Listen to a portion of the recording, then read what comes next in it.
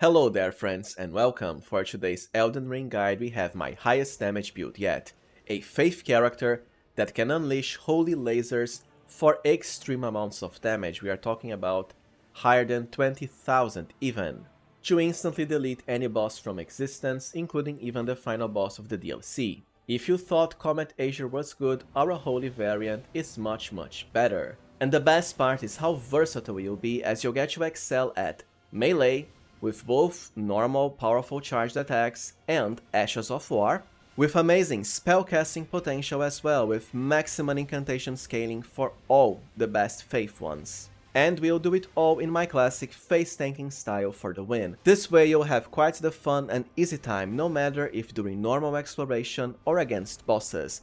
So without further ado, let us get into our highest damage Faith build yet. First with how to play and all of your most powerful weapons and abilities. And well, the star of the show is the EUPORIA TWINBLADE, which has just recently been buffed by the latest patch 1.13.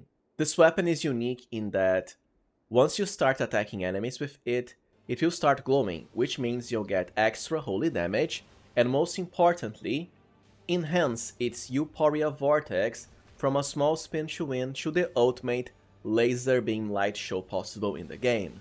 And the patch just buffed everything good about it. You can now charge it faster, and ideally, by just using the charged heavy attack when two-handing because of its multi-hit attack nature, that will be enough to restore the blade to full power, after which you can just unleash your EUPORIA Vortex Holy Beam. The charge itself will also remain on for much longer, close to even a minute, which of course is amazing for normal exploration. And well, your Holy Vortex ability is Comet Azur, but much better, because you overcome all of the Comet Azur limitations. Well, first, it barely costs any FP, second, it even follows the enemy around, and it can even stance break, so amazing on all grounds possible. The only downside of EUPORIA is that, well, you get it kinda late in the game, at the upper end of the DLC, but as far as I recall, you only need to defeat 3 story bosses for it: Mesmer, also the Dancing Lion, and Romina, Scent of the Bud, which means you can rush for it if you want. Second, using it optimally does require the Iron Jar Aromatic Consumable, although all of its ingredients are farmable. This way you won't get staggered while you can charge your blade and unleash the vortex. However, fear not, because we still have multiple other ways of dealing with enemies, including way before you even get to find EUPORIA with our ultimate damage Faith build, and here they are. First, through other extremely powerful Faith scaling weapons, like the Blasphemous Blade. Found as early as the main game, even after a nerf, it still deals extreme damage, has hyper armor, and its skill just melts enemies, just like our vortex, no matter if main game or DLC, while of course constantly healing you, so it makes normal exploration a breeze. Besides that, we have other amazing twin blades, such as Black Steel from the DLC, or even the Godskin Pillar you can get even early in the base game. And of course you wanna have the Endure Ash of War on them. This way, by just activating Endure, then immediately going for the charged heavy attack when two-handing or twin blades, you'll deal extreme amounts of damage by virtue of having both charged and multi-attack multipliers, all very fast. Which of course also makes normal exploration and even bosses a breeze. Last but not least, don't forget you are still a full Faith focused character, so that you can use any spell in the game incantations wise to maximum benefit at full damage scaling. And well, I already have a best Faith spells guide you can check to the side here where I cover each in depth, but to put it simply, let's say you're fighting Bale the Dread. Oh no, a powerful dragon, who cares? Just use Past Threads and Past Thread Spears and it will melt. Hell, even the starter Catch Flame spell can manhandle Consort Radahn, the ultimate final boss of the game, just fine. So the tools are all there at your disposal. You aren't limited to your powerful holy laser beams, as cool as they are. Now that we know how to properly play our ultimate damage Faith build, let's get into stat allocation and level up. I finished at around level 200, as it was requested I go higher, but I'll provide you with ways of finishing this character at a lower threshold. But anyways, Faith is your most important stat by far. 80 is ideal, but if you have the points to spare, you might as well go for 99. High Faith means the highest damage on both your Holy Vortex, also other powerful Ashes of War like Taker's Flame from Blasphemous Blade, maximum spell damage for Incantations, and lastly, you can even buff your weapons for higher damage as well if using the other Twin Blades I mentioned, for their charged heavy attacks. Followed by 60 Vigor of course for a very nice amount of HP to help you face tank. Strength and Dexterity are only here to meet the requirements of whatever weapons you want. But for the EUPORIA Twin Blade, that's 16 Dexterity and 16 Strength. Which frankly is great because it also qualifies you for both the Black Steel Twin Blade and the Blasphemous Blade when two-handing them. Dexterity doesn't even need to be increased later because you have the Millicent's Prosthesis Talisman for a +5. Besides that, around 20 to 25 Mind, higher if you wanna spam spells with a heavier spellcasting focus, followed by around 25 to 30 Endurance. As this character doesn't really need heavy armor, as a matter of fact you are much better off with medium armor for the highest damage boost. Arcane is not necessary unless you wanna use some of the Faith and Arcane spells, in which case 17 is the highest you have to go. Besides that, once again, if you have the points to spare, then 99 Faith, and around 40 to 50 Endurance. Lastly, if you want higher damage, you can even increase Strength higher, because you'll be two-handing your weapons, but it's not necessary and the extra damage is quite minor only. Now let us cover gear for our highest damage Ultimate Faith build. For weapons you have a lot of options, but of course, EUPORIA stands out if you wanna use the Ultimate Holy Laser Beams of Death. But just like Comet Azure, it's way better for bosses only, after all, it's rather overkill during normal exploration. In which case, as I mentioned before, you'll have the Black Steel Twin Blade, or the Godskin Pillar much earlier, for their special multi-hit charged heavy attacks when two-handing, combined with the Endure Ash of War, or of course, the Blasphemous Blade, which also makes both normal enemies and bosses a complete piece of cake. The other weapons are for utility, starting with the Poisoned Hand. This has a very unique buff that will increase all of your damage whenever anyone nearby suffers from poison, which means you can easily pre-buff with it by poisoning yourself through the Raw Meat Dumpling consumable, also farmable. After that you can just switch it out. It's not really necessary only if you really wanna min-max damage. Even if the damage bonus will only last 20 seconds, who cares? For our build, that's enough to defeat even Consort Radahn, the ultimate boss of the game. You don't need any more.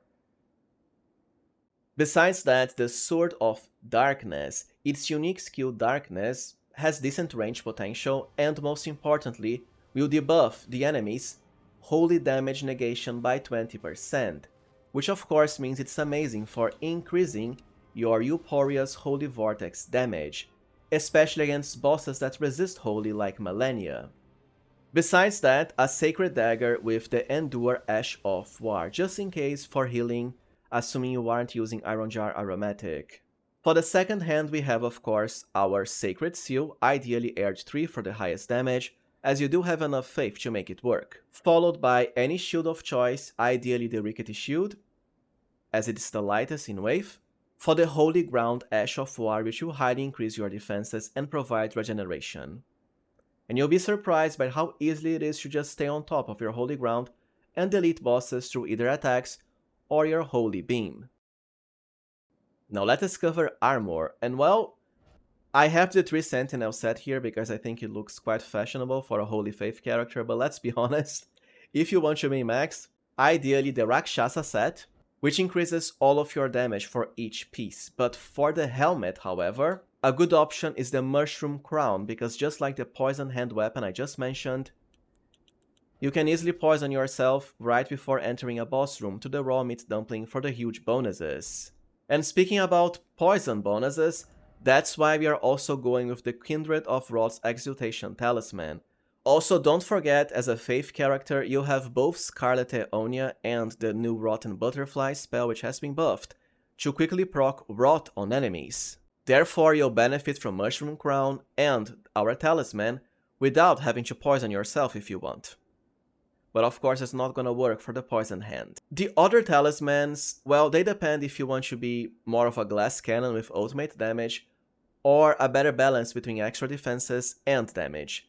But anyways, for ultimate damage, we also have Millicent's Prosthesis, amazing, as it not only increases dexterity by +5, but also increases your damage with successive attacks, something your Twin Blades excel at. Once again, you can just use a charged heavy strike when two-handing Euporia to charge it up for the Holy Vortex, and proc this right before unleashing your lethal laser beam. The same for the Rotten Wing Sword Insignia as it stacks with Millicent. And lastly, the Shard of Alexander for the maximum holy damage possible, also great for the Blasphemous Blade ability. Meanwhile, if you're just using your charged heavy attacks with Twin Blades and Endure, then the two-handed Sword Talisman, followed by the Axe Talisman if you want. Now for the base game, so bosses like Malenia, because you won't have blessings, therefore you won't get higher damage negation, I do prefer a more balanced approach. So trade one of the damage talismans like the Rotten Wing Sword Insignia for the classic Dragon Crest Great Shield Talisman, the same for normal exploration if you want, because you don't need the highest damage against normal enemies. This is how, even against Malenia without blessings, my character here takes only a little bit of damage. Don't forget you can also go for heavy life stealing through the Godskin Swaddling Cloth because your Twin Blades do hit very fast. As you just saw, you do have a lot of options for any playstyle possible, more damage or more damage negation, even both. For consumables, Iron Jar of course you combine with the EUPORIA Twin Blade. For the other ones, well, Blasphemous Blade has hyper armor, and for the normal Twin Blade attacks, you do have the Endure Ash of War. Then Turtlenecks for higher stamina regeneration, and of course Raw Meat Dumplings if you wanna poison yourself for the huge damage boosts. Now let's cover your Wondrous Physick Mix Flask effects, and there's a lot of powerful stuff here.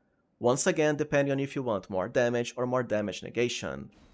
Holy Shrouding Cracked Tear is amazing for the Euporia Vortex, even if it's normal strikes, because it does deal holy damage. Besides that, the Thorny Cracked Tear, as just like Millicent's and the Rotten Wing Sword Insignia, it increases your damage with fast attacks. For your Blasphemous Blade, because it deals fire damage, just replace the Holy Tear with the Fire one, and you can even go for the Oil Soaked Tear for higher fire damage. Also the Spiked Cracked Tear if you're using the charged Twin Blade attacks. Lastly, the Opaline Heart Tear for higher damage negation. So just mix it up the way you prefer. For Great Runes, as always, two options, Morgoth's for the highest hit points, or Malenia's, which can be good because of how fast you deal damage, as you constantly lifesteal from enemies. Well, alright friends, so this was it for our ultimate highest damage faith build possible, capable of everything. If you found this guide useful, as always, please remember to like, subscribe, and also consider becoming a channel member if you can. I always appreciate your support. Thank you for watching, and see you next time, friends.